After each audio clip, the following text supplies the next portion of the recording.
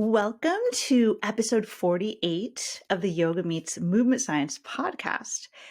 The topic that we'll be focusing on today is clarifying terms and specifically clarifying some movement related terms that we tend to commonly see being used in the yoga world. Some kind of common movement based terms, but because we are yoga meets movement science, our realm is to kind of take a look at the things that we tend to talk about in a yoga context or a commonly fitness context, movement context in general, but that are really kind of within that realm of movement science. That's kind of like our context today.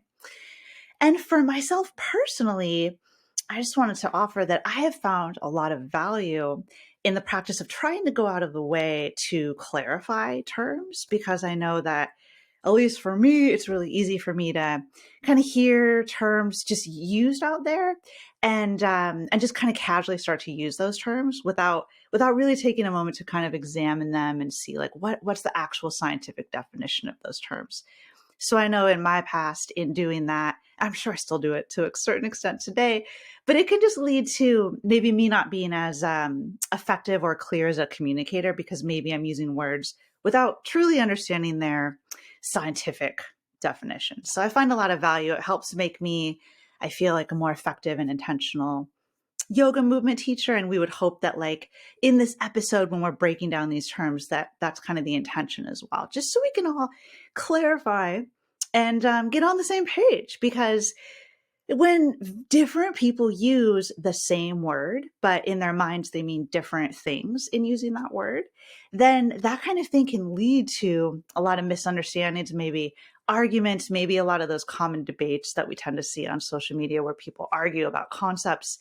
Maybe they're using the same word, but maybe they don't even mean the same thing as they're using each term. So they're not even on the same page. And that can definitely, if you can kind of see how that could lead to some confusion. So that's kind of our intention in taking a look. And Travis and I have come up with, and of course this is subjective, it's based on our experience, but it's a list of the 7 most, we're kind of calling them the most misused movement terms in yoga based on our experience of what we tend to see. And as Travis is an exercise science professor, and I personally have undergone studying movement science quite a bit over the past several years. So we have a pretty good working understanding of at least the kind of biomechanical definition of these terms. So to the extent that we hear these terms used in the yoga world with a movement intention, used in that way, that's kind of the context in which we're seeking to clarify. So we're not going to tell you in this intro what these 7 terms are. It's going to be a surprise as we go through each one. But one thing that will tie them all together and hopefully just kind of make a little clear what's up with these terms is that Travis and I feel that each of these 7 terms either has no real scientific definition or no real movement science definition. And so if it's not really a term that's defined biomechanically, then if we use that term, it can just result in kind of confusing or not very meaningful messaging. So that's one characteristic. Or these terms do have a scientific definition, but in the yoga world, they don't tend to be used according to that scientific definition. So those are kind of the 2 qualities that kind of ties together this collection of terms. So before we turn our attention to breaking down these 7 terms, we just wanted to remind you that there are some ways that you can support us and our work with this podcast. You can subscribe to our podcast and leave us a rating or a review. You can sign up for my email newsletter, which will keep you in touch with everything that Travis and I have going on in our work. And you can do that at jennirawlings.com/newsletter. The link is in the show notes. And lastly, you can also support us by joining Travis and myself for our flagship Strength for Yoga remote group training program, which is a really cool strength program we created specifically for yogis to help make strength training relevant and accessible for yogis. You can use the code podcast30 for 30% off your first month. in our remote group training program. And again, the link to that is in the show notes. So with all of that said, Travis, I'm so glad you're here with me today so we can address these terms. Yeah, happy to be here. And I thought your introduction was very poignant when you Thank mentioned you. that you're welcome, that this was the Yoga Meets Movement Science podcast. And obviously this is the Yoga Meets Movement Science podcast. I know that, you know that, and the listener knows that. But when you think about the topic for today being Yoga Meets Movement Science, this is like the quintessential episode, right? Episode 48. Yes. Because we're talking about yoga terms and their how they fit into a movement science perspective. And as you mentioned, some of them Yes. maybe don't have a well-defined meaning, or some of them have a different meaning when you look at the research. And this Mm-hmm. further reminded me that I taught a lecture the other day on in my kinesiology or intro to kinesiology class on the philosophy of physical activity. And we talked about epistemology and Ooh. why it is that we believe the things that we believe.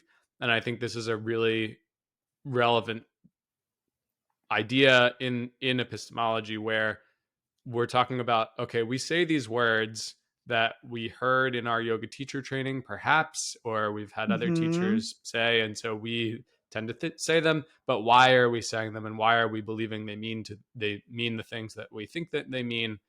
And all of that can get wrapped up in, like you said, these discussions where we agree or disagree with people on the internet, and we don't even Mm-hmm. know, like, maybe the disagreement really is because we think something means one thing, they think something means the other. So if we can clarify that, and we can better understand why we think it is that something means what it means, that can be helpful. And then in our teaching, like, what are the ramifications potentially of using a word in a way that it is not an accurate meaning, or is using a meaningless word? So, like, how can that negatively impact our students? And I think we can get into that with each of the terms. Mm-hmm. Mm-hmm. That's so cool that you were just talking about that in your kinesiology class. And I feel like in a lot of courses, especially like intro to any subject, they often kind of start off with just like outlining some basic Mm. terms, right? Like Yeah, this is, well, so in my other class, it's the psychological theory of health and exercise. The first like 2 weeks are just defining terms, and I acknowledge. Well, I don't acknowledge. I don't tell the students like, "Hey, this is boring." But the truth is that, yeah, you have to establish, like, what are we talking about? mm-hmm. What are some definitions of psychology? How is psychology different from Right. sociology? Like, what, exercise psychology, sports psychology, health psychology. So it's like we just need to set the playing field so we know what we're talking about, and then we can dive into the good stuff. Precisely. So that kind of intention is like the foundation of what we're after here in today's discussion. And something I just remembered that I meant to say in the intro, but I forgot, is that we also have a kind of a written version, a written form of all of these terms and our perspective on them. That if anybody's interested, we're going to talk about them today. But if you'd like a similar take in written form, so that you can study it and read it, maybe learn it better, maybe even use it like in a yoga teacher training as a resource, something like that, you can easily access that. It's just free, and you would get that via the link in the show notes. So just go to the show notes, look for the link, and then you can get a written version of these 7 misused movement related terms. So, do you think, Travis, we should start with our first of our 7? Let's do it. What's the first word? Our first word is the word release. Dun dun And dun. I know, I think this is a really good one to start off with because it reminds me of something I wanted to also make clear, which is that when we're talking about clarifying these terms, we're really just talking about misconceptions surrounding the terms in a movement science context. So, with the word release, for example, that has, maybe more a casual kind of everyday meaning that just everybody tends to know. It means like kind of to let go, something like that. So, when you're using the term release in a context that's not specifically about movement or like biomechanics or stretching, strengthening, things like that. If you're using it more like release those ideas that no longer serve you, like things like that, in that context, it makes a whole lot of sense. And we're not, trying to clarify that usage. We're really just talking more about today release within a biomechanical context. So when the term is used in reference to the human body and movement, maybe we could clarify release there. Does that kind of make sense? Yeah, for sure. I feel like that'll kind of go for all of the terms, because I just know in presenting our takes on these, I feel like some pushback that people may want to offer is just like, well, but I use the word release in this other way that makes sense or whatever, and that's true, but we're not talking about like you know release ideas and release in other contexts. We're specifically just talking within that realm. Because I think when we make the boundaries clear of what we're talking about, it's also kind of similar to clarifying definitions. It's just like, let's keep it within this realm. So, Travis, how do you tend to hear the term release used kind of in like a movement context? I think the most common example that I hear would be like the attempting to release a muscle. Yes, yes. So that could be hamstrings, especially. Mm-hmm. What else would you most commonly I hear?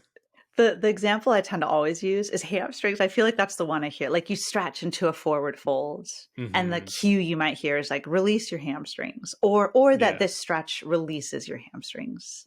and maybe that's because 9 out of 10 people will enter a yoga class saying that their hamstrings, they have tight hamstrings, or their hamstrings Hmm. are tight. So if the teacher says at the beginning, we're going to focus on releasing our hamstrings today, that's like everybody's on board with that, right?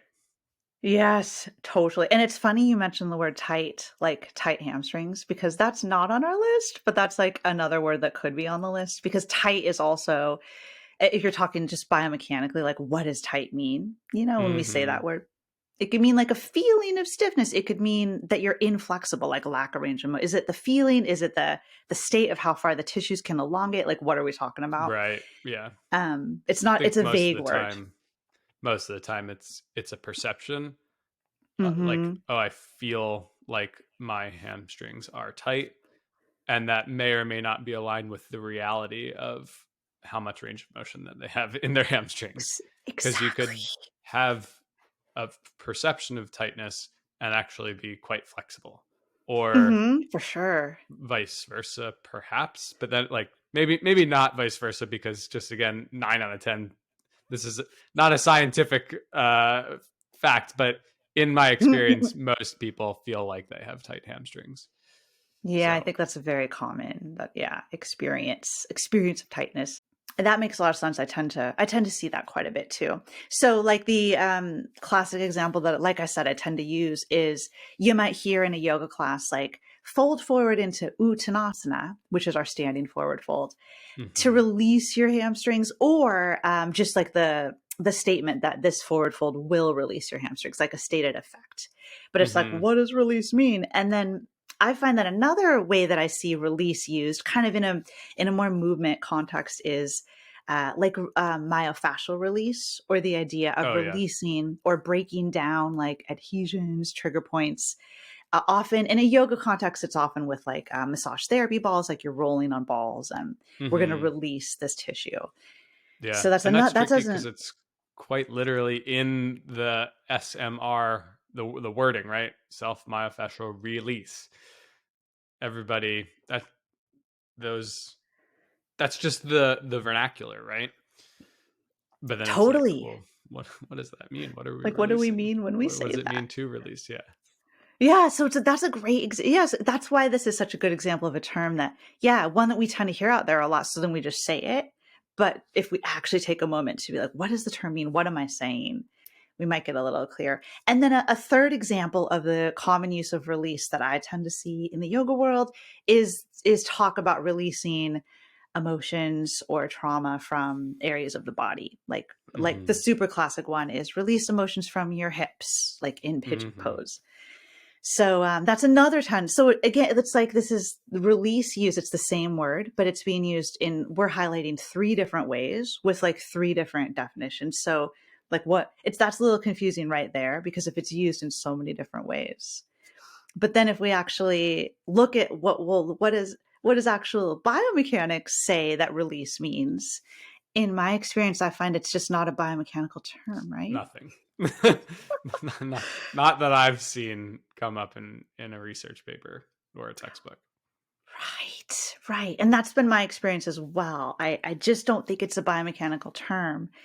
So again, like I said from the start, to me, in my opinion, it's totally fine to use the term release in a non-biomechanical context, because there we understand.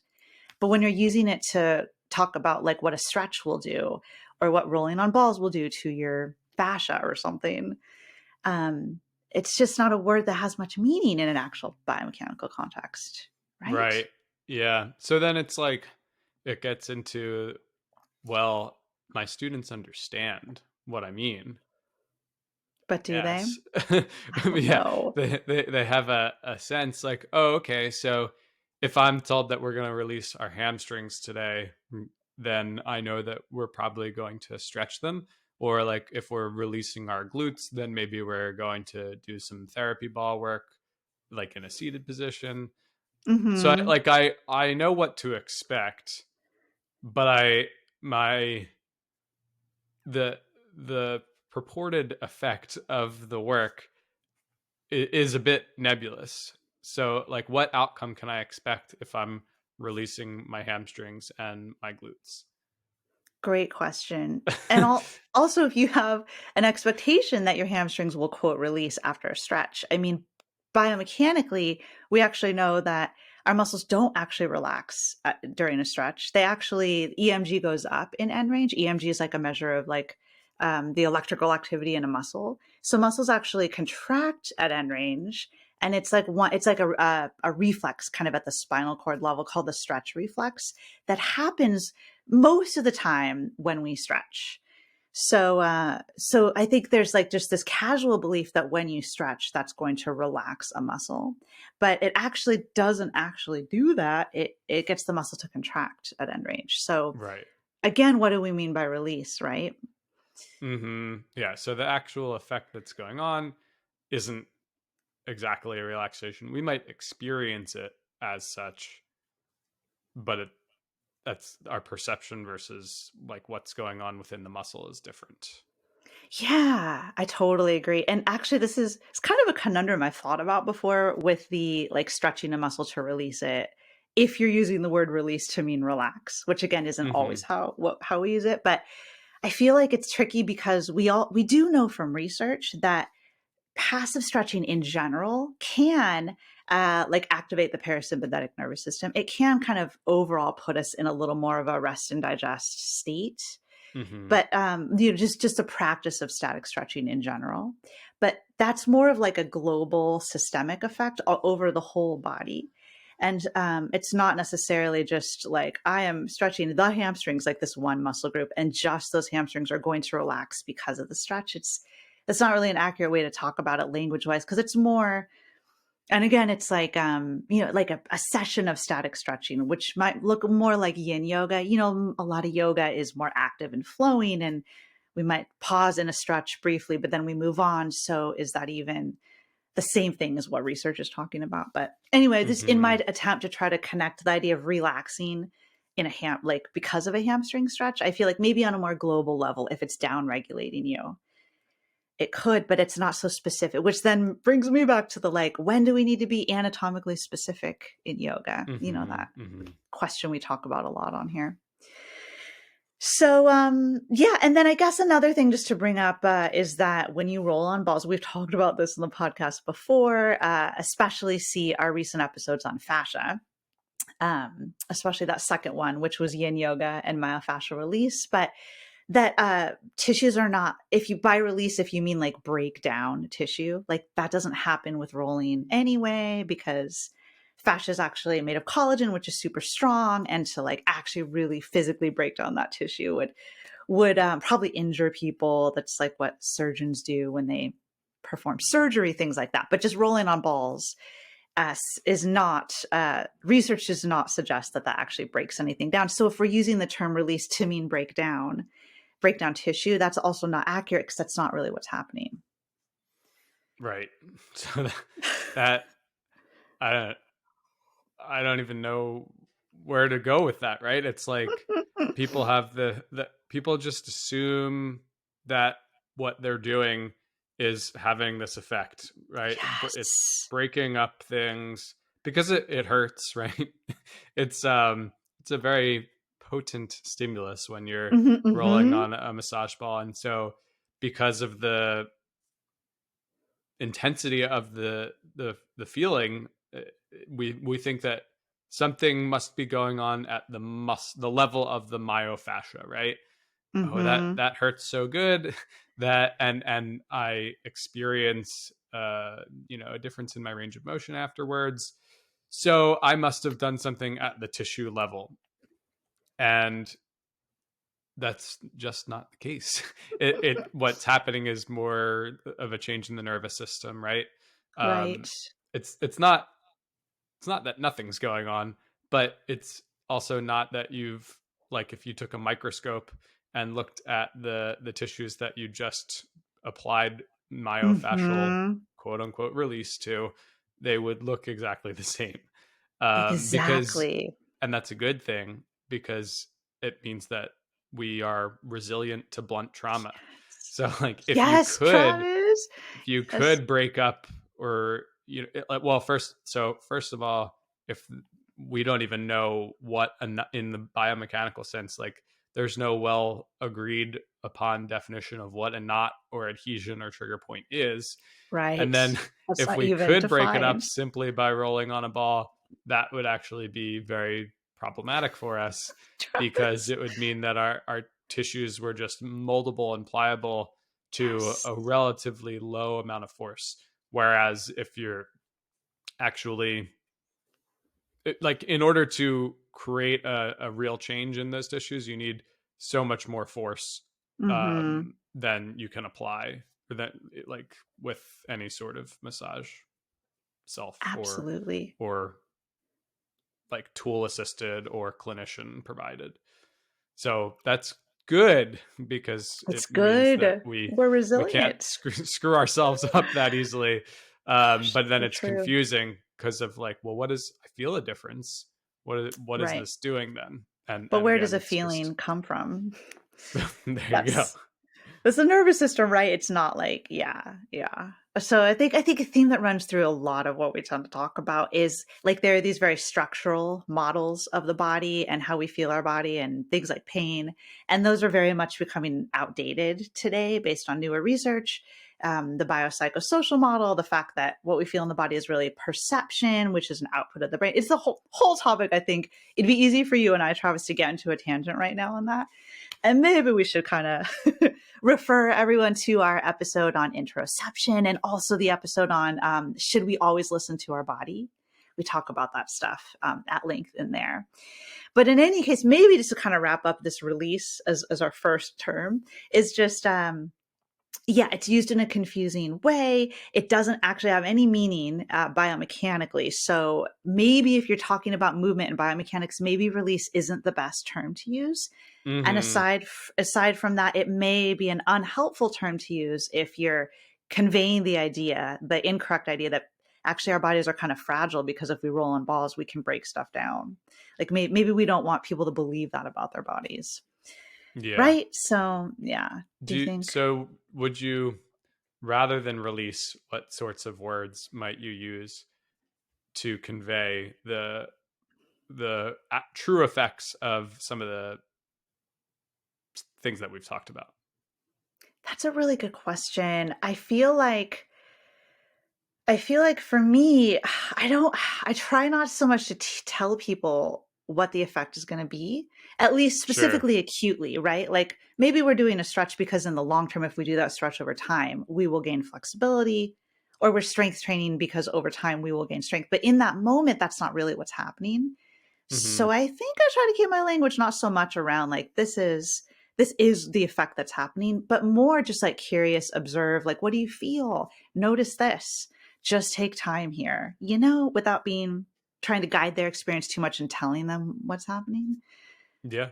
Just, yeah, So yeah, so just avoid, yeah, yeah. I kind of think not it's, avoid, but change the focus. So it yes, doesn't have to be Travis. about releasing the hamstrings. It can be more of an Yes, exploratory thing of what do you feel?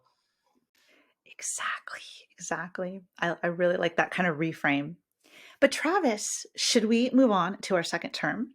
Let's do it. Okay, so that was release. What is our second term on our list? Our second term is stress. It's stress. This term, much like release, is another one that is very meaningful in some contexts. Like you're having a stressful day. Stress being anything that kind of maybe upregulates the nervous system or activates sympathetic nervous system, like, and all that is great. But we're specifically talking about the term stress used biomechanically, Right. right? Well, stress, you just said stress is great, which I think is funny. Yeah, I meant like that use of the Right. term is great. Exactly. Right. So Like we're not.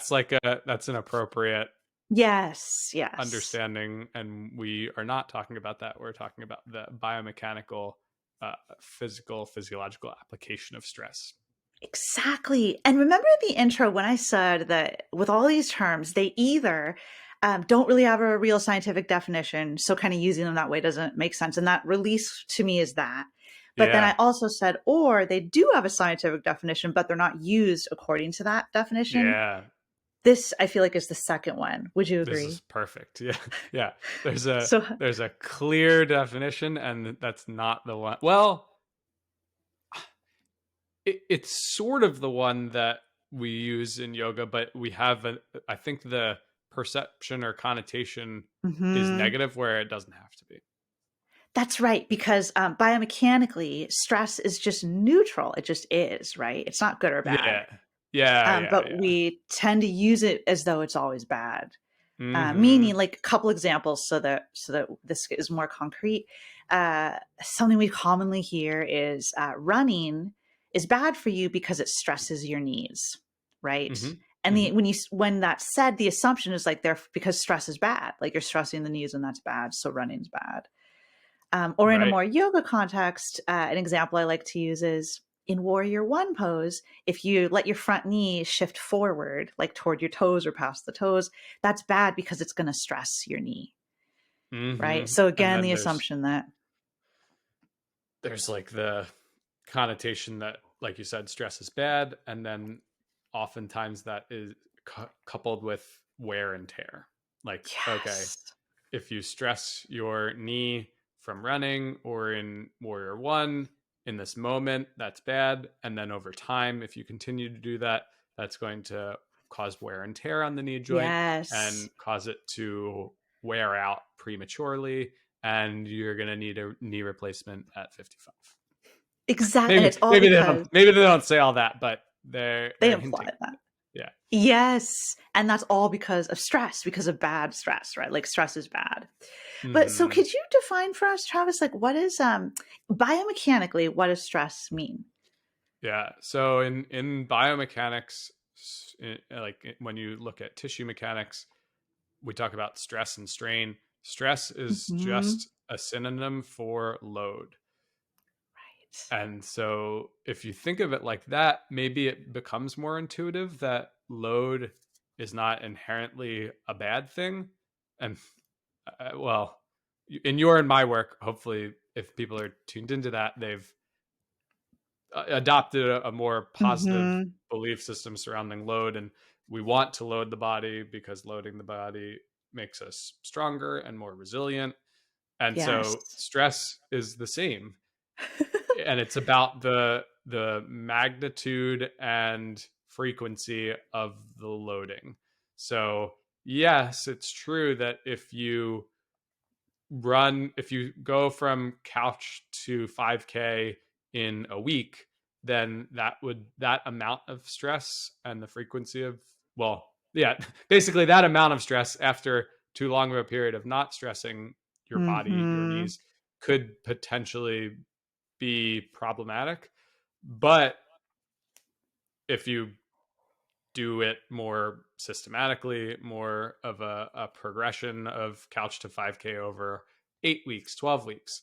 And in a yoga context, if you're new to yoga, starting with one class a week and doing that for a while, Mm-hmm. and then two, that amount of stress is good. And building that stress up over time helps us, we adapt to the stress imposed, and we get stronger and we get more Yeah, resilient yeah. and we can handle more stress. And that's good because then when we're confronted with high loads, high stress, in the physiological context of the word, situations, we can respond safely. And Right. so from all of that, when you think about it like load, I think that Mm-hmm. we've come to understand that loading the body is good. We want to be loading the body progressively so that we can get stronger. And if you just replace that word with stress, then you would be using the word stress correctly from a That's right. biomechanical That's right. standpoint. And then all of that to bring it back to the idea of, well, if your knee goes forward of your ankle in Warrior One, you are stressing the knee.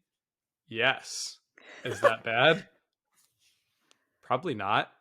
I mean, for a couple of reasons. Probably not because the magnitude of the stressor load is not so Mm-hmm. high. It's higher than if you don't let the knee go past the ankle. But if that amount of stress is within your current ability to tolerate it and right at the edge of where your current functional level is, then that stress is good because then Yes. it helps you to become more stress resistant. Can I ask you a quick question about that, Travis? Which is Hmm. the caution we tend to hear that in Warrior One, if your knee goes forward, that's bad because you stress your knee. My Hmm. question for you is, in regular Warrior One, where the knee is right over the ankle, are we still stressing the knee? Of course. But Yeah. that's not how right? Like So it's like a yes or no. Like if the you knee's weren't right over stressing the it ankle, before, you're not stressing your knee. And now if the knee goes 1 centimeter past the ankle, then you're stressing it. red X on the Instagram post, your knee is stressed, your recipe for injury and catastrophe. So right, it's actually it's not black and white that you're Mm-hmm. stressing the knee or you're not stressing the knee. It's just the amount of stress, Yeah. because stress on the knee is okay. You're in Warrior One, your quadriceps are working to keep the knee isometrically extended so that you don't Mm-hmm. drop into low lunge basically. um, and so the muscles working around the knee are what's causing the stress on the knee, and the muscles are working when the knee is behind the ankle, and then when the knee goes past the ankle they're working a little bit more, That's and that could right. be good. Yeah, it Maybe could we be, want but that. it's like I think the greater point is just like you were always stressing the knee, even in regular warrior one. As long as you're loading the knee and the muscles are working, then the knee is being stressed, right? Hmm. So just to caution, like because you're stressing the knee, that's bad because the knee goes forward. It's just again, it's like an incorrect usage of the term, I think, or at least in that context. Right. Yeah. Or it just it's applying a negative connotation where there actually is no negative connotation. And Right. we actually, this would be an example of, we want people to view stress and load favorably, Yes. because I think that creates a more positive and optimistic outlook on movement and the ability to withstand those stresses and loads and seek those things out because the body adapts. Mhm, mhm. I think that's, like, really perfectly said. So maybe our suggestion is just, like, let's reframe stress from instead of using that term to imply something inherently negative. Ultimately, biomechanically, stress is neutral, and what's positive or negative is, like, the parameters of the stress. How much is it? How often? Blah, blah, blah. Yeah, But if we wanna have that's a any great way of putting it. bias Thanks. If we wanna have any bias in any direction, if anything, I think our audience and community, we wanna kinda have a positive bias towards stress because that's what you have to do to your body to make it stronger. Yeah. So I like what you said about that. Like it's just a new load and stress are just neutral and they're not good or bad. It's only within the context of the person and their current load or stress tolerance.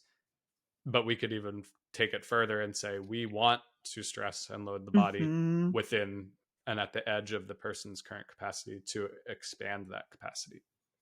Totally. I think that's perfectly said.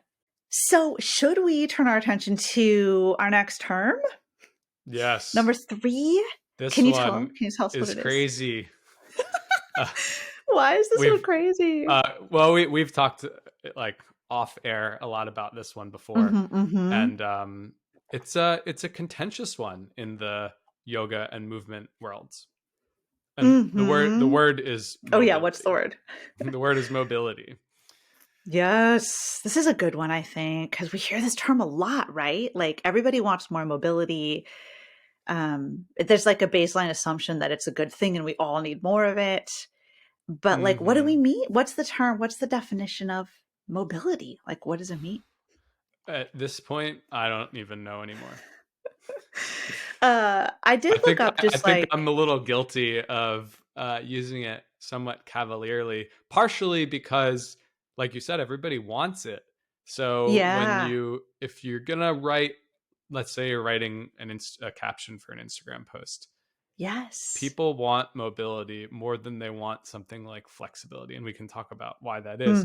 But Mhm. if you're trying to appeal to the people in the first 6 words of the caption so they click read more, you're just it's a little bit, even if it's not the most scientifically rigorous word choice, I might write Travis. mobility instead of flexibility because I think that that's what the people want. I think that's a really good point. Well, as you I mean, how I feel about it, I think mobility and flexibility are synonyms, so they can Yeah. be used, to me, interchangeably. So I think it'd be fine to use the word mobility at the beginning of a caption, to mean flexibility. I think Yeah. what we wanna highlight today is that there's this trend, this kinda newer trend in the yoga, movement, fitness worlds to delineate a difference between mobility and flexibility. Mobility Hmm. means this, flexibility means this, they're different, and usually that comes along with mobility is the quality that we all want, and we don't actually want flexibility because that's bad. Mm, right. So That's what yeah, so you're saying, Travis, it's okay to use those interchangeably because from a scientific standpoint, they're actually quite interchangeable. And it's yes. only in the last 5 to 10 years that Mhm. the our communities have added this differentiation between the two that Mhm. is somewhat artificial, or there's another, it's conflating other terms that already have Yeah. predefined definitions. So do do you want Yes. to spill the beans on Yeah, what yeah, let's those spill the words beans. are? So those other words that basically mobility and flexibility have kind of been mapped on to these words, these terms, but these terms were already out there. They're the scientific terms for this distinction, they are active range of motion versus passive range of motion. And sometimes when that's written, it's just AROM and PROM, like just abbreviated. But active range of motion versus passive range of motion, and now in the past few years, mobility has somehow gotten married to active range of motion, and flexibility has gotten married to passive range of motion. And so that's kind of like this new definition that's not actually necessarily scientific. In my experience of reading stretching science research, researchers don't use that distinction for flexibility and mobility. They talk about active and passive range of motion, yes, but they Hmm. tend to use flexibility and mobility as just synonyms. They're just kind of this. They both mean like the amount of range of motion that you have at a joint, something like that. They kind of Hmm. both mean that. And Yeah. if you take a step back more broadly, mobility also could just be defined as the ability to move or be moved freely. That's like a definition I found for it. Hmm. Um, Travis, do you want to tell us kind of briefly what is active range of motion versus passive? I said the terms, but maybe some people don't know what that Sure. is. So like the a perfect, I think, example is if you're lying on your back and raising one leg, that is called a straight leg raise. And you can do that actively or passively. So if you were to do it actively, you would use your quadriceps and hip flexors to raise that leg up into the air with the knee straight. You would see how high you could lift it. And that would be your active range of motion because you're using your own musculature, the antagonist of the muscle you're stretching, which is the hamstrings. The hamstrings of the muscle you're stretching, the antagonist would be the quadriceps and the hip flexors to perform that leg raise. We can contrast that with a passive range of motion, which you could either do yourself or you could have a partner do it for you, where maybe you have a yoga strap or a resistance band or a rope around your foot, and then you're pulling that leg up and you're doing that passively. So or a person is applying that stretch to you, and then you're not using your own musculature to do that. And typically you have a few degrees more range of motion in a passive stretch Mm-hmm. than or range of motion than an active range of motion. Right. Thank you. That's perfect. Yeah. So that's the distinction, and that's what's kind of been mapped onto the mobility versus flexibility distinction. So I think we wanted to look at this today because, first of all, do, I guess to question this kind of becoming more popular assumption that this is what these terms means. I think we want to kind of question that because scientifically that's not really what they mean. But we also wanted to highlight it because the value or the like these beliefs about good and bad that have kind of been also intermixed with them, which is that mobility or active range of motion is the good one and flexibility is bad. And if you pursue flexibility, that makes you more prone to injury and things like this.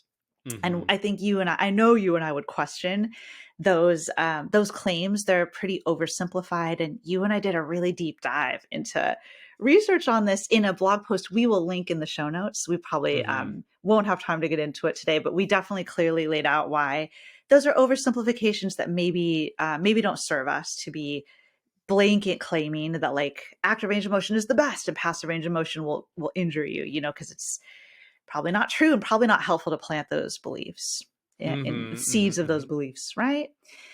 Yes. So, yeah. So I guess what would you say, Travis, is kind of like the conclusion of what we're trying to suggest about mobility here? Well, like you said, people can go read that article if they're Mhm. interested Mhm. in our explanation for why passive range of motion is not the devil and active range of motion uh, or the pursuit of one versus the other.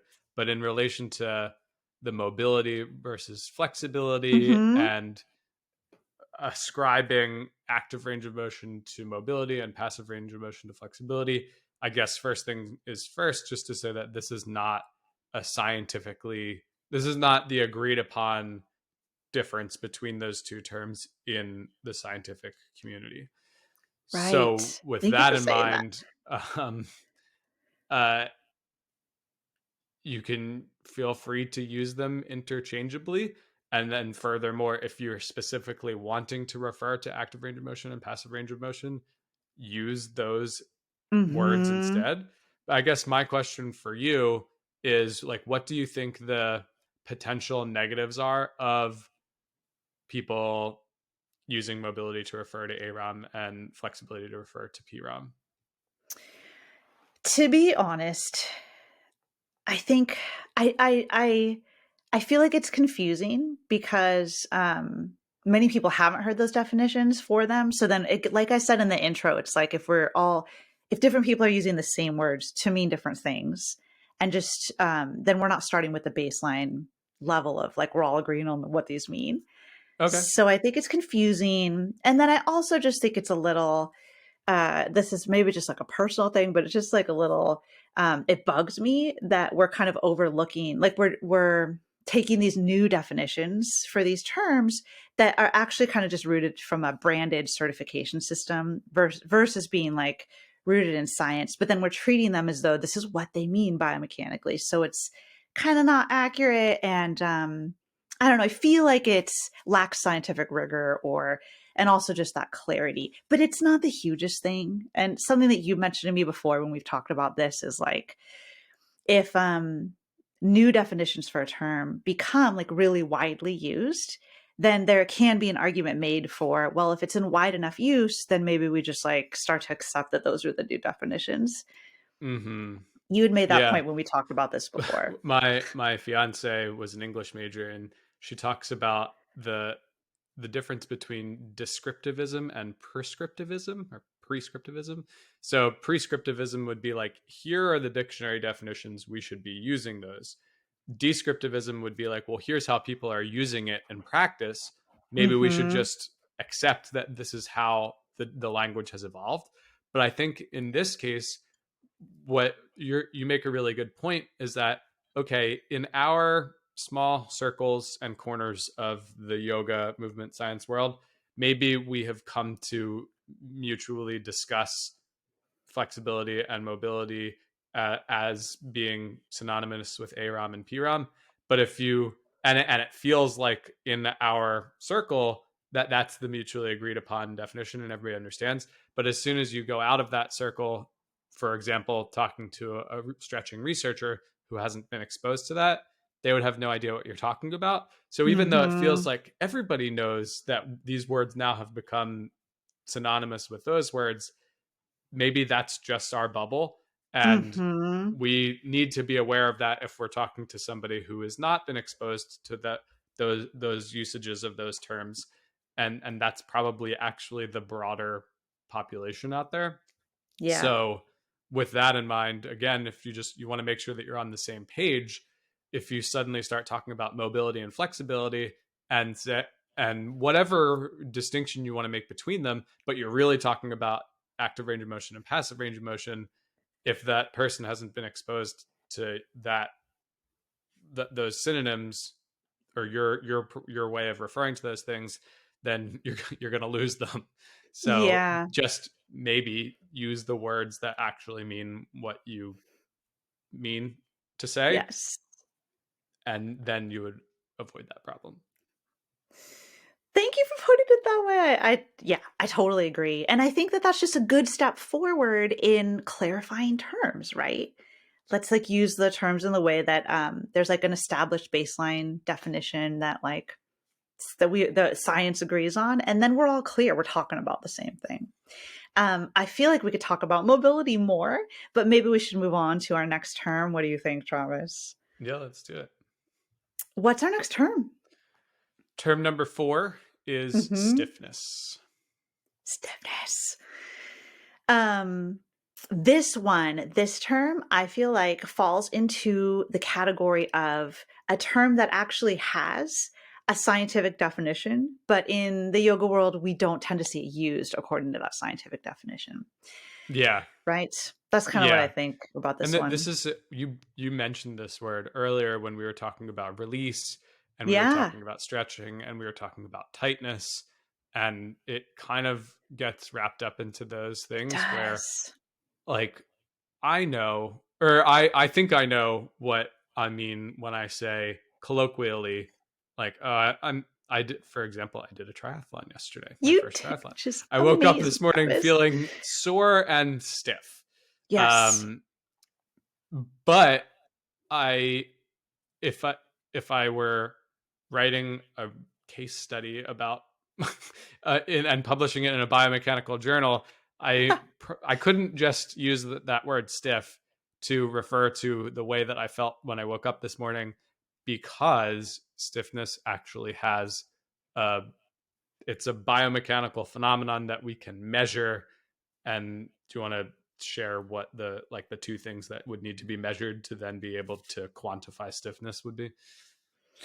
I believe you would need to measure stress and strain. And like Mm-hmm. the ratio there is like what Mm-hmm. stiffness would be. So if stress, as we already defined earlier, it means load, or also I think you could say like applied force or like the force Mm-hmm. involved.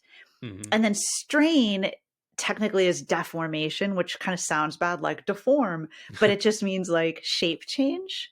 Mm-hmm. So when we talk about this stuff like with the soft tissues of the body, like muscles or connective tissue, those are like tensile tissues that when they're loaded with tensile loads, they stretch. Hmm. or they lengthen. So in that context, strain generally kind of means to lengthen, right? So stiffness, when you're talking about, say, a tendon, for example, how stiff is a tendon? It would be how much force is required to lengthen that tendon a certain amount. Yeah. Do you think, am I describing that Yeah, so accurately? if you could imagine like the I've seen it in studies where they like take an Achilles tendon from a frog or something, and Mm-hmm. then they like attach it and then they hang a weight from it, and they see how much it Right. elongates and how much force it Yeah. took to elongate, and then you can do that with different weights and measure the elongation, and then you can graph the elongation versus the load, and then you can measure that difference or the ratio thereof, and that would be the stiffness. So a stiffer tissue will elongate, needs a higher load to elongate, or will elongate less for a given load. And Yes. that, like, I hopefully, as I'm describing that, it makes you think like, okay, that there's no there's doesn't sound like there's a negative connotation to that, right? And in Right. fact, it's either just neutral, like this is the stiffness of the tissue, or actually a stiffer tissue is desirable Mm-hmm. because Mm-hmm. you don't want your tissues to just stretch willy-nilly with light loads, right? You want, Right. because that could be a situation where you would easily get injured if it only took a very little amount of load to deform the tissue to a great extent to the point where it ruptures, right? So like we Yeah. want a stiffer Achilles tendon so that it would require very high loads to cause a big deformation or a big length change. I really like how you described like a stiffer stiffness in terms of kind of maybe the tissue's more resilient or less prone to injury. Because that makes so much sense. And another way that I tend to hear stiffness talked about in a positive way is that it also, like if your tendons are stiffer, they'll transmit the force from your muscle to the bone more quickly, like without having to elongate as far. So it just makes for more efficient movement. Like if you Mm-hmm. have stiffer tendons, you should be able to jump higher, and things like power comes into play. So Mm-hmm. I feel like stiffness, it tends to be talked about in a positive way as far as it makes you more efficient at movement, but you're also making that great point that it also seems like it can make you more injury resilient or resistant or Mm-hmm. whatever, reduce the risk of injury. So, all in all, it tends to be like on the whole, stiffness is kind of a desirable thing. Like it generally is something we want for our tissues. So Mm-hmm. like I think the point of our even talking about this today is that in a casual colloquial sense, when we're talking about how our body feels, like you said, you woke up this morning, you felt stiff. I believe that's totally valid, a valid use of it. That's how you feel. And, we have these casual ideas for what we mean by that term. But Mm-hmm. because stiffness in that sense has this negative association, most people don't want to feel stiff. I think it's important that we actually look at what does stiffness mean biomechanically, because in that definition, it's actually typically a positive thing. And it's in fact Mm-hmm. something we kind of want to encourage. It's what happens when we strength train that makes our tissue stiffer. And that's a good thing.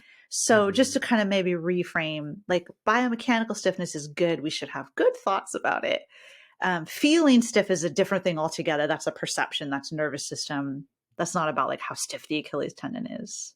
Like as you're studying this and as you're coming across the biomechanical definition, that can be helpful for your understanding. If you only were Hmm. familiar with the colloquial understanding, then you would think, why are they trying to make their tendons stiffer? That like Right. that doesn't seem to make sense to me. But then if you Exactly. so just from a learning standpoint, that can be helpful. Totally. Yeah. And then yeah, and just being like we want stiffer tissues, Yeah. so let's strength train. Let's all do strength for yoga. Right. Our, I our guess business. if the teacher starts the class at the beginning and says we're going to work on our stiffness Stiffness. today, like we're gonna try to improve our musculotendinous stiffness today.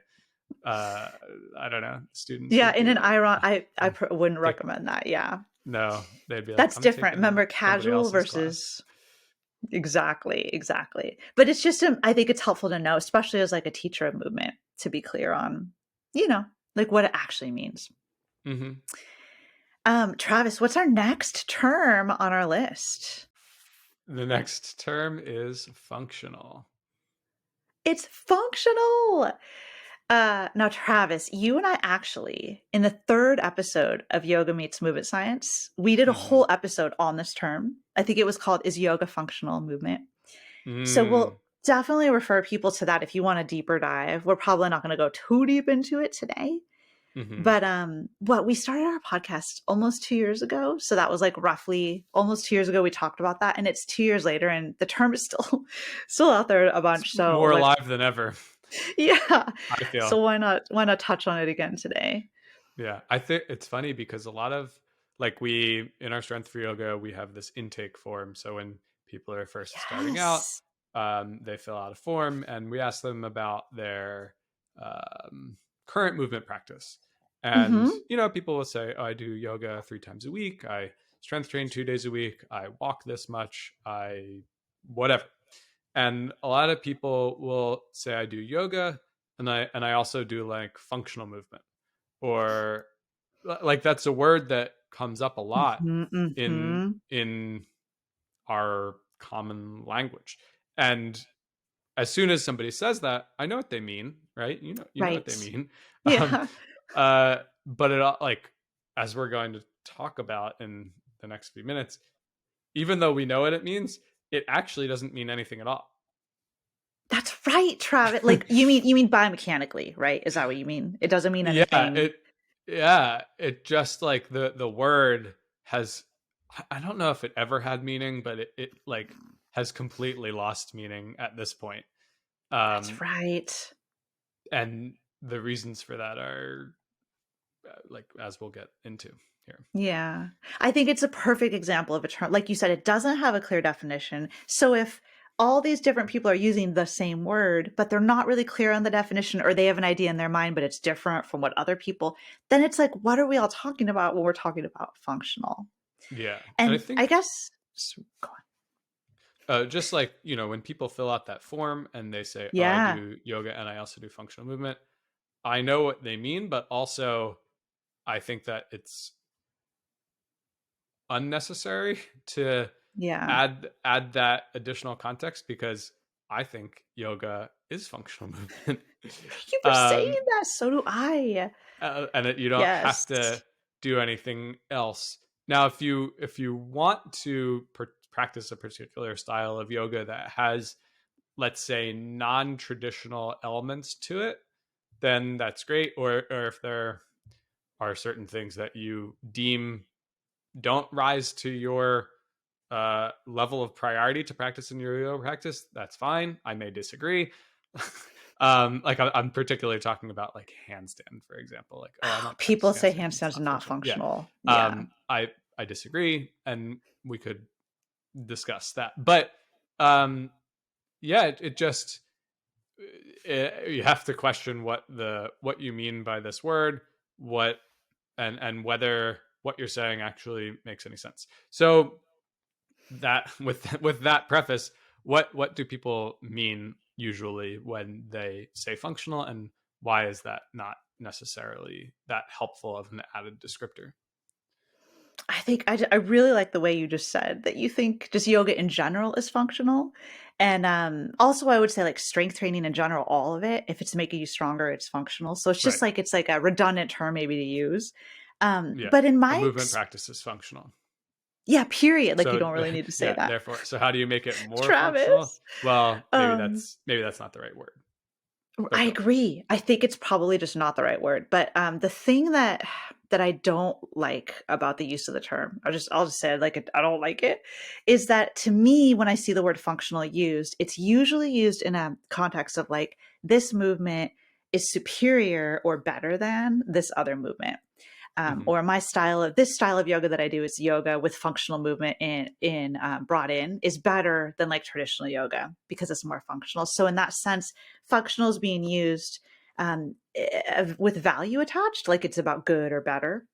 But I think if we take a step back, I think Travis, you and I are pretty much on the same page about in general movements as an inherent category. Movement is not inherently good or bad. Hmm. It's more about like you have to talk about in the context of the person and what their goals are and what, like as we've talked about, you need context. So Hmm. can't really label I don't think you can really label movements as inherently good or bad. When I hear functional used, I tend to see it used in a similar way, like as a synonym for good, or and non-functional movements are bad. And to me, Yeah. I'm just like, but good bad is like, that doesn't make sense.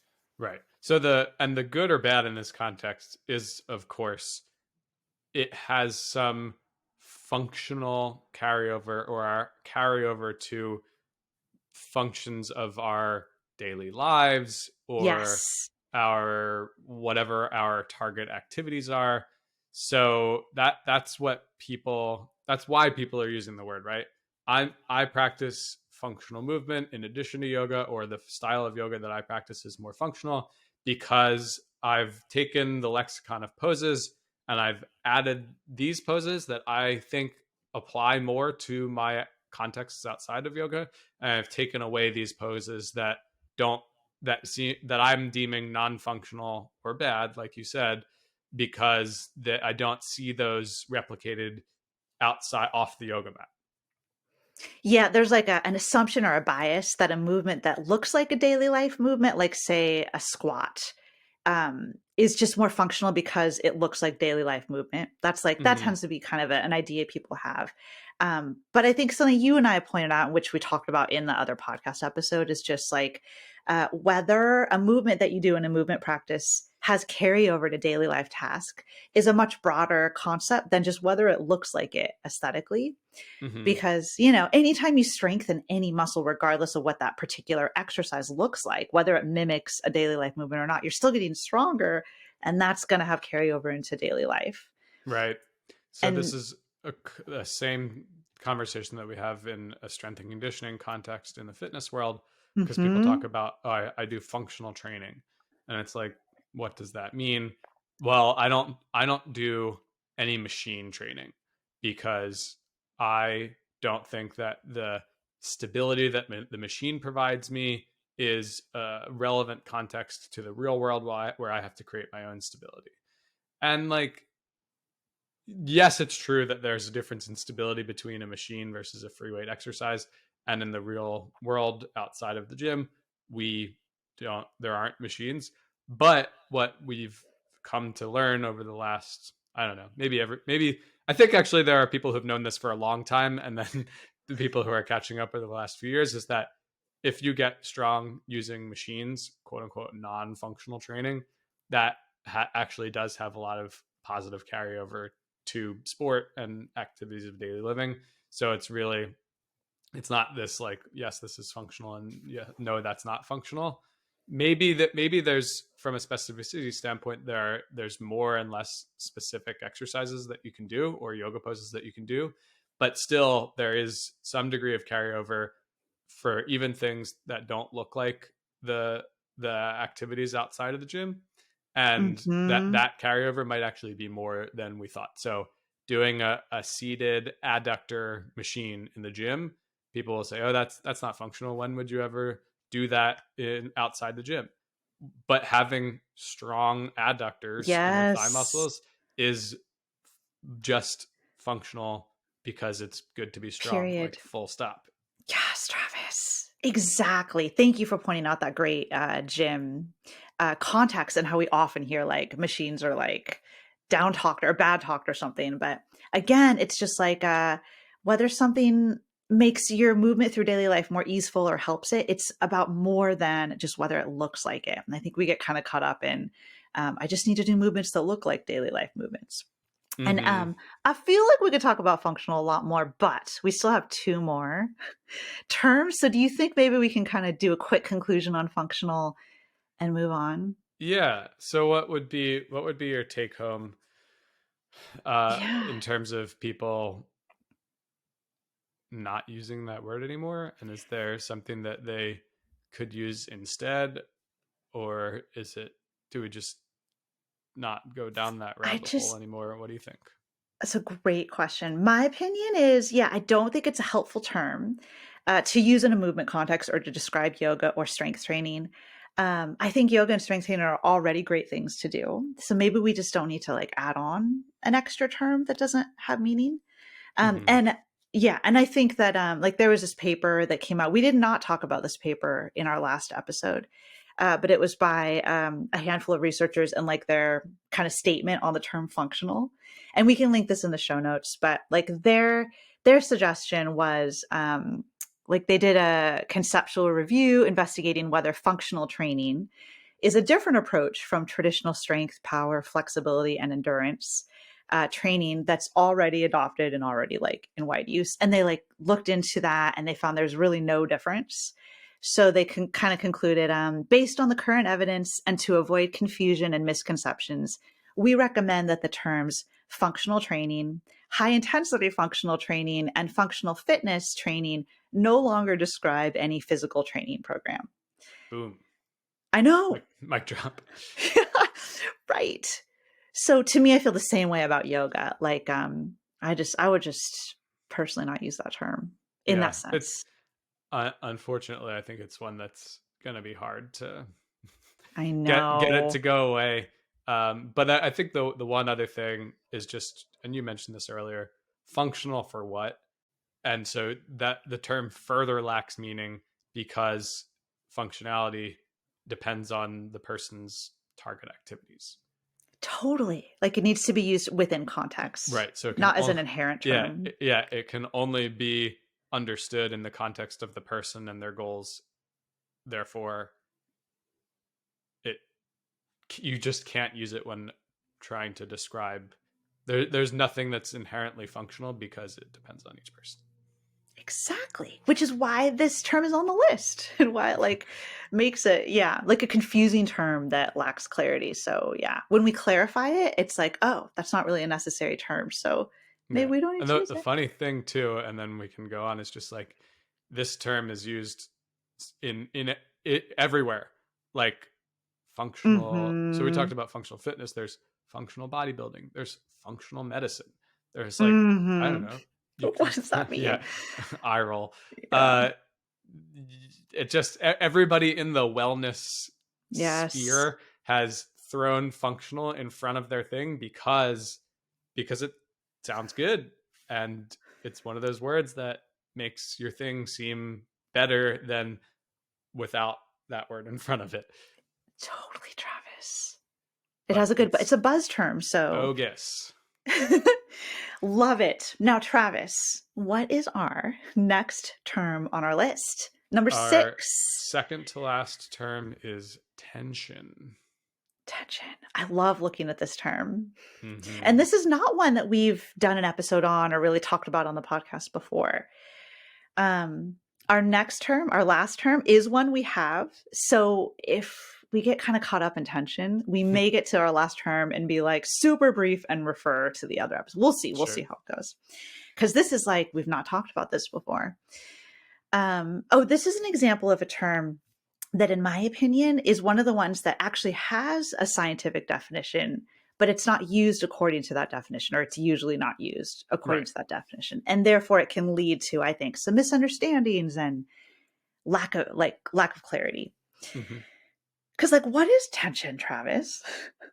Tension. What is it like in a casual sense? Right. So, like, if my neck muscles feel tight or my shoulders feel tight, I might, that feeling of discomfort or achiness, I might refer to as tension, or like I'm holding tension.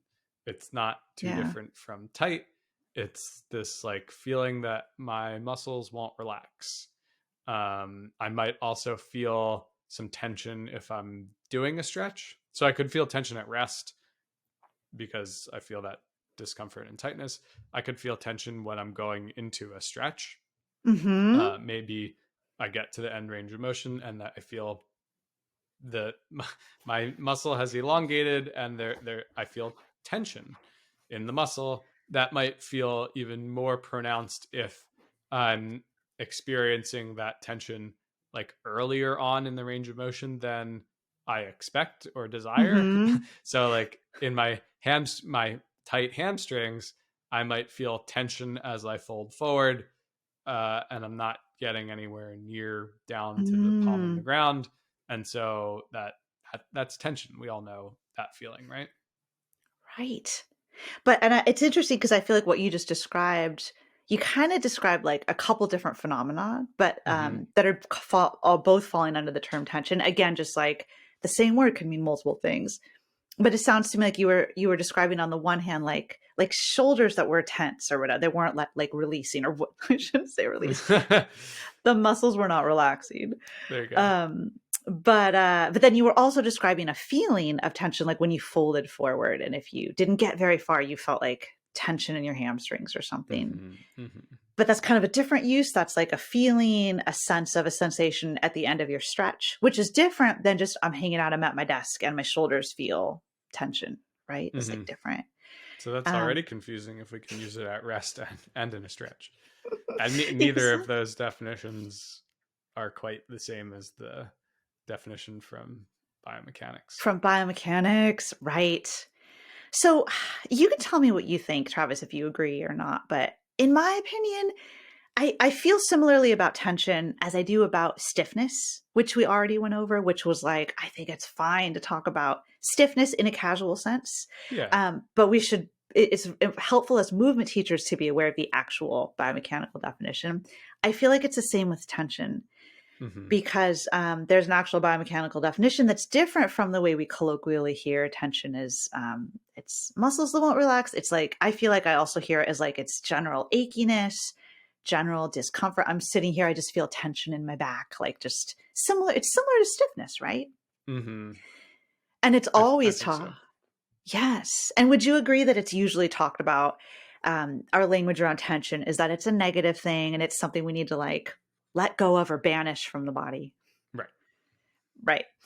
So again, on a casual sense, I get that, and I think most people kind of have this casual idea what tension means. I don't think it's bad to use it in a casual sense. However, it's really helpful for just our movement science understanding minds to know what tension is biomechanically, because in that on that level, it's not necessarily a negative thing, and it may be a positive thing. Yeah. So, like, Travis, can you tell us what tension is Yes. biomechanically? It is simply a pulling force. It's simply a pulling force. That's like all it is. So like if you were doing an exercise with a resistance band, a resistance Hmm. band provides tensile force. So the resistance band, as you actively apply a stretch to it, it is trying to pull itself back to its resting length, and so there's tension in the towards the anchor point, or in the opposite Oh, direction yeah. of the direction that you're pulling. So like we in strength for yoga, a resistance band is a very, or like our programs, a resistance band is a very common implement that we use, and that is a quintessential example of a tensile force, or tension. Totally. Right. So it's like this pulling force that if you're using a band, say, then your muscles actually have to pull against that. And they generate force to kind of pull the band apart. And if you do that, enough times and to the point of getting toward failure, momentary failure or whatever, then that can potentially signal strength adaptations. Mm-hmm. And as we talked about in a podcast episode we did with the amazing Greg Knuckles, and we talked about it was can stretching make you strong? And in that episode, we talked about mechanisms for hypertrophy, or as Greg kind of clarified it, just muscle growth. That's like the term he prefers these days instead of Mm-hmm. hypertrophy. But we talked about that because when it comes to muscle growth or hypertrophy, there's like a classic model of what actually makes hypertrophy happen. Muscle damage, metabolic stress, and mechanical tension. It's like those three things used to be thought of as like those are the pillars that you need for muscle growth. But more recent research looks like it's revealing that you don't really need muscle damage. Like, it can happen, but you don't need it. Metabolic stress, you also don't really need. It could be part of the process, but you don't need it. But it's kind of boiling down to mechanical tension, or tension as we're talking about it, seems to be an important. Some people would claim it's the only ingredient that matters. Greg Knuckles was pretty clear in the podcast, like he would not say that. Like, it's clear that it's very important, but there also could be some other contributing factors that we haven't even that haven't even been discovered yet that we don't know about. So I don't think he would say tension is all you need, but he would Mm-hmm. definitely agree that tension is a primary factor in muscle growth and therefore strength gains, right? So it's like everybody, almost everybody, and many people in our audience, they want to build strength. Like that's such a big thing we tend to talk about. We all want to get stronger. But Mm-hmm. in order to do that, we have to apply tension to our muscles and to our connective tissue, right? Right. And that's a good thing. Yes, exactly. So I The think more tension, the better, within reason. right, right. Tension can cause that signaling that needs to happen at that like molecular level that can create those physiological cascades that end up resulting in more muscle tissue being created. And that's a good thing. That's why we lift weights or use resistance bands or do body weight strength training, but anything that's Right. actually, Yeah, just to clarify, it doesn't have to be a resistance band. yeah, that's That's right. the That's the right. extra outside the body, that's the external force. But if you're holding a weight, the force of gravity from the weight is the external force, but then there's internal tension on the muscle, and it's the internal tension on the muscle, which is what is the mechanical Yes. tension that is producing the strength adaptations. Precisely, precisely. So yeah, that's I think our main point here is just like tension is a good thing when you're actually talking biomechanically.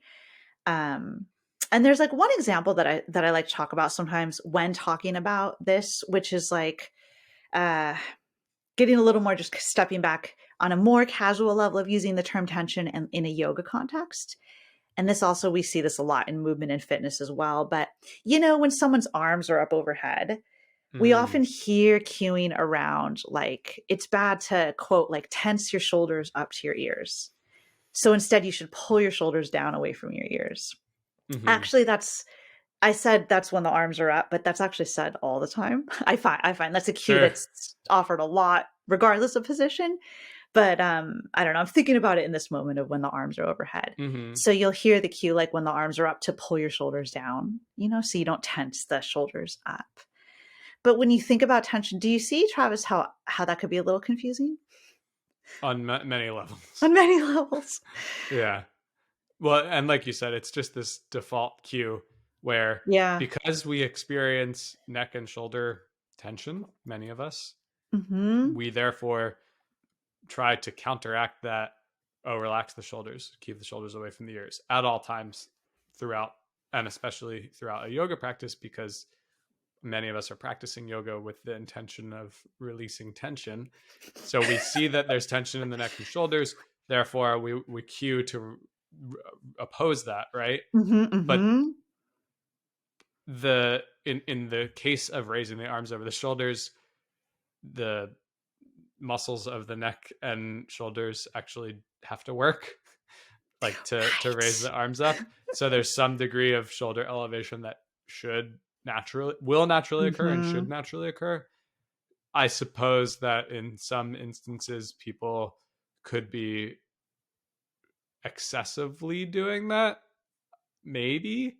But it's probably not something that it's not something that we should purposely entirely counteract by saying like, oh, pull the shoulders down, depress the shoulder blades as you're raising the arms overhead, because that's getting in the way of the natural motion Mhm. of the shoulder girdle.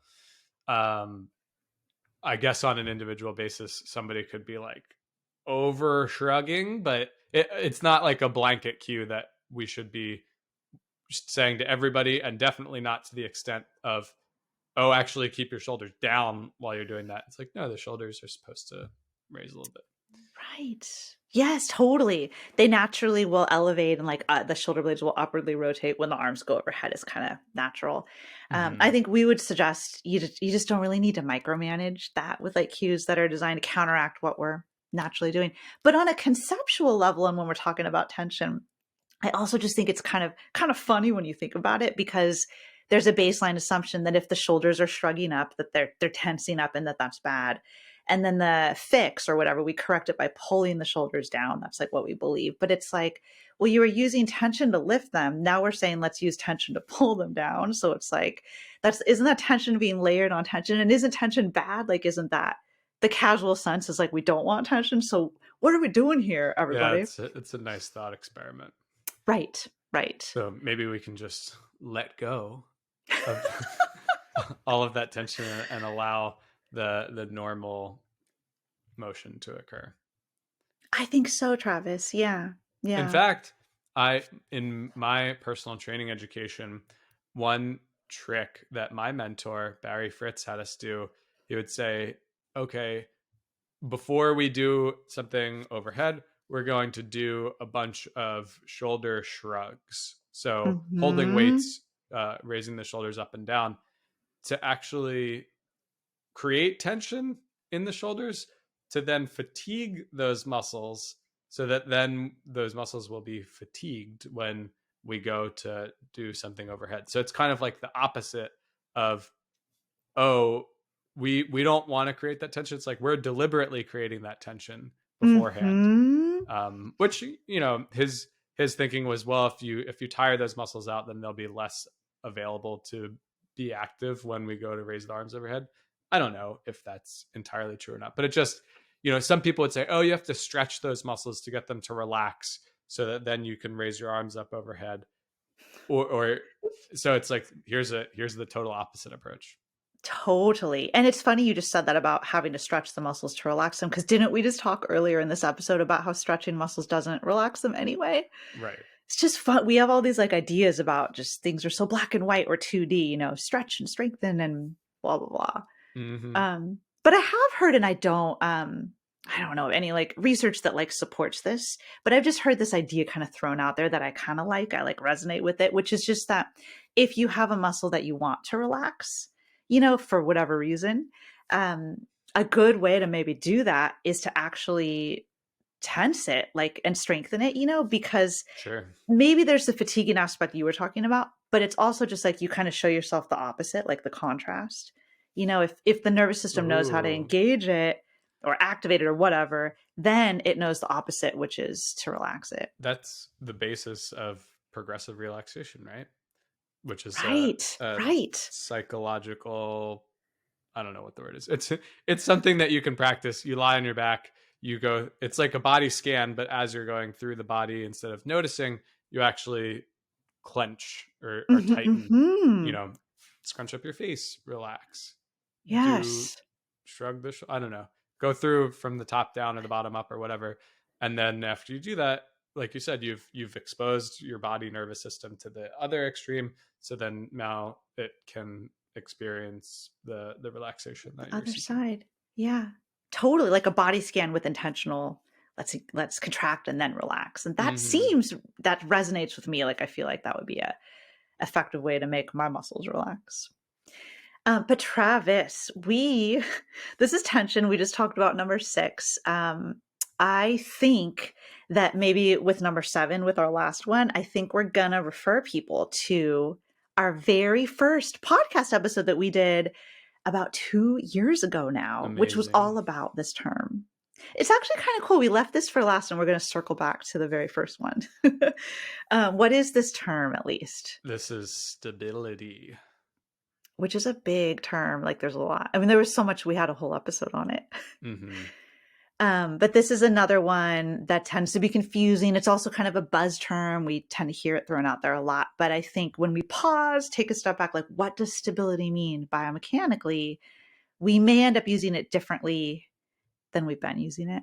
Yeah. And I think this one especially has important psychological connotations for if we're Yeah. using it wrong or Oh, not as yes. not as precisely as we could, that can create or contribute to or foster some negative or fragile beliefs in our students' bodies that we Totally. are not factual and that we don't want to be promoting. So important to get clear on that term and make sure you're using it in the appropriate ways. You're so right. Yeah. So it's one of those ones that when we don't use it accurately, it could actually be negative. Like Mm-hmm. it could potentially create some negative beliefs in people. Mm-hmm. So we think it's important everyone's clear on stability, and we're going to refer everybody back to episode 1, which was our very first. It'll be interesting to listen. Like, how is our dynamic different back then? Or was it all just the same? Maybe not so polished. Not that we're perfect podcasters, but hopefully we've Right. learned something in 48 episodes. Yeah, I would. That's kind of a lot of episodes, right? One thing I can say is that that episode I think was only like 45 minutes long. So we Travis, you're totally right. The at first one at the was. very least we got onto fewer tangents in that one. So That is true. And so it's maybe more digestible, like if it's not so daunting to go listen to it because it's only 45 minutes. perfect. So go check it out. And I guess with that, we're kind of wrapping up. This is our list of, it was 7 commonly misused movement terms. We really talked about 6, and then there was number 7 that we're referring out. Remember that if you found this discussion to be of value and just the way we talked about these terms to be interesting and educational, you can get a written version of pretty much everything we said by going to the link in the show notes. And that could be just a good way to maybe reinforce it, read about it. So that's in the show notes. And with all of that, Travis, thanks so much for being here to talk about this today. Thank you, Jenny. I think that this was it was enlightening for me. So hopefully the same for the listeners. And I think you curated a very nice list. And I think maybe you mentioned this in the corresponding write up, or maybe you talked about it on the podcast. But like there are so many more topics that we could do. So maybe one day we'll do a part 2. But I think these are a really nice 7 to start with. I totally agree. I love the idea of part 2. We could put tight on that list. Yeah, sounds good. And start a new list. But yeah, these 7 are good to start with. So awesome. Thanks, Travis. Thank you, Jenny.